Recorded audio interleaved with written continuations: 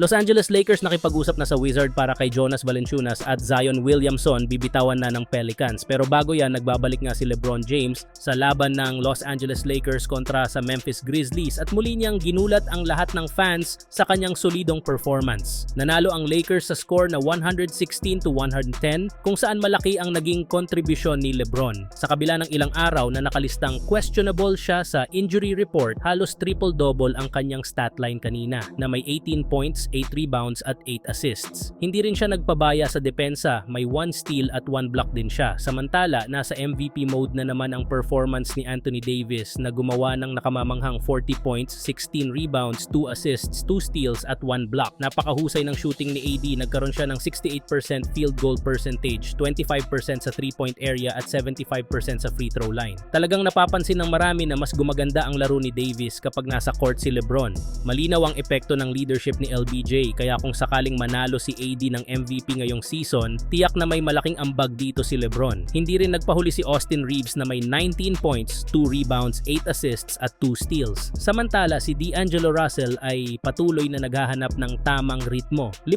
puntos lang ang nagawa niya sa huling laro at 7 ngayon, kaya limitado ang 17 minutes playing time na ibinigay sa kanya ni Coach JJ Redick. Maingat na ngayon ang coaching staff sa pagbibigay ng oras sa mga player na hindi consistent. Maganda rin ang depensa ng Lakers kanina kung saan napigilan nila si Ja Morant, ang star player ng Memphis, na magdomina. Si Ja ay nagtala lamang ng 6 out of 21 field goals, 2 out of 7 sa 3-point shooting. Nakagawa lang siya ng 20 points, 7 rebounds at 6 assists. Sa ganitong klaseng depensa, kitang-kita na seryoso ang Lakers na mag-improve at makuha ang panalo. Mukhang nagsisimula ng bumalik sa tamang direksyon ang Lakers. Samantala, ayon sa source, hiningi na daw ng Los Angeles Lakers ang presyo ng big man ng Washington Wizards na si Jonas Valanciunas. Ngayong araw kasi ang unang araw na eligible na ang ilang player tulad ni Valanciunas na maipasok sa trade market. Ayon kay Jake Fisher, isang kilalang reliable source, halos tiyak na gagawa ng kahit isang move ang Lakers bago ang trade deadline. Kung sakaling makuha nila si Valanciunas, posibleng ito na ang kanilang nag-iisang trade move, depende sa kung package deal ito o hindi. Ngunit mukhang magiging sulit naman ang pagkuha sa kanya dahil nag-a-average siya ng halos double-double ito na may 12.4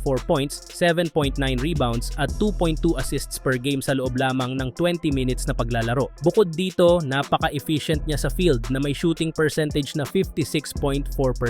Malinaw na nasa tamang direksyon ang Lakers kung target nilang palakasin ang kanilang frontcourt sa pamamagitan ng pagkuha sa kanya. Sa kabilang banda, lumalabas din ang balita na gusto ng bitawan ng New Orleans Pelicans si Zion Williamson. Ayon sa mga ulat, handa na raw nilang i-trade ang halos buong roster nila maliban sa mga batang player. Kung may team na magka-interest kay Zion bago ang trade deadline, mukhang bukas ang Pelicans na i-trade siya kapalit ng tamang halaga. Isa nga ang Lakers sa mga team na nalink kay Williamson kamakailan. Kung sakaling hindi nila makuha si Valanciunas, posible rin nilang pag-aralan ang pagkuha kay Zion, lalo na kung maghanap pa sila ng ibang center mula sa ibang team. Mainit ngayon ang trade market, kaya abangan na lang natin ang susunod na galaw ng Lakers.